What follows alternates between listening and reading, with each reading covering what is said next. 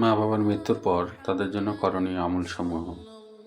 মা বাবার মৃত্যুর পর তাদের জন্য করণীয় 17টি আমল সম্পর্কে আলোচনা করব।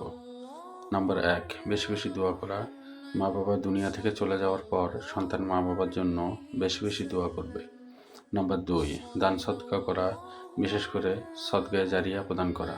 আয়েশা রাদিয়াল্লাহু আনহা হতে বর্ণিত, জনৈক ব্যক্তি রাসূলুল্লাহ সাল্লাল্লাহু আলাইহি ওয়াসাল্লামের কাছে এসে বললেন, হে আল্লাহর রাসূল, আমার মা হঠাৎ মৃত্যুবরণ করেছেন, তাই কোনো ওসিয়ত করতে পারেননি। আমার ধারণা তিনি যদি কথা বলার সুযোগ পেতেন তাহলে দান সদকা করতেন।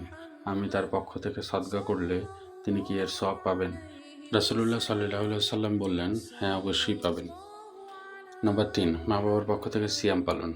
আয়েশা রাদিয়াল্লাহু আনহা হতে বর্ণিত, হাদিসে রাসূল সাল্লাল্লাহু আলাইহি ওয়াসাল্লাম বলেছেন, যে ব্যক্তি মৃত্যুবরণ করল এমত অবস্থায় যে তার ওপর রোজা ওয়াজিব ছিল, তবে তার পক্ষ থেকে তার ওয়ারিশগণ রোজা রাখবে। নম্বর 4, হজ বা উমরা করা। আব্বাস রাদিয়াল্লাহু আনহুমা হতে বর্ণিত, হাদিসে এসেছে, জুহাইনা গোত্রের একজন মহিলা রাসূলুল্লাহ সাল্লাল্লাহু আলাইহি সাল্লামের কাছে আগমন করে বলল, হে আল্লাহর রাসূল, আমার মা হজ করার মানত করেছিলেন, কিন্তু তিনি হজ সম্পাদন না করেই মারা গেছেন। এখন আমি কি তার পক্ষ থেকে হজ আদায় করতে পারি? রাসূলুল্লাহ সাল্লাল্লাহু আলাইহি সাল্লাম বললেন, তুমি তোমার মায়ের পক্ষ থেকে হজ করো। তোমার কি ধারণা, যদি তোমার মার ওপর ঋণ থাকতো তবে কি তুমি তা পরিশোধ করতে না? সুতরাং আল্লাহর জন্য তা আদায় করো, কেননা আল্লাহর দাবি পরিশোধ করার অধিক উপযোগী। তবে মা বাবার পক্ষ থেকে যে লোক হজ বা উমরা করতে চায় তার জন্য শর্ত হলো সে আগে নিজের হজ বা উমরা করতে হবে। নম্বর 5, মা বাবার পক্ষ থেকে কোরবানি করা। নম্বর 6, মা বাবার ওসিয়ত পূর্ণ করা। নম্বর 7, মা বাবার বন্ধুদের সম্মান করা। নম্বর 8, মা বাবার আত্মীয়দের সাথে সম্পর্ক রাখা। নম্বর 9, ঋণ পরিশোধ করা। আবু হুরায়রা রাদিয়াল্লাহু আনহু হতে বর্ণিত, হাদিসে রাসূল সাল্লাল্লাহু আলাইহি ওয়াসাল্লাম বলেছেন, মুমিন ব্যক্তির আত্মা তার ঋণের সাথে সম্পৃক্ত থেকে যায় যতক্ষণ তা তার পক্ষ থেকে পরিশোধ করা হয়। নম্বর 10, কাফারা আদায় করা। নম্বর 11, ক্ষমা প্রার্থনা করা।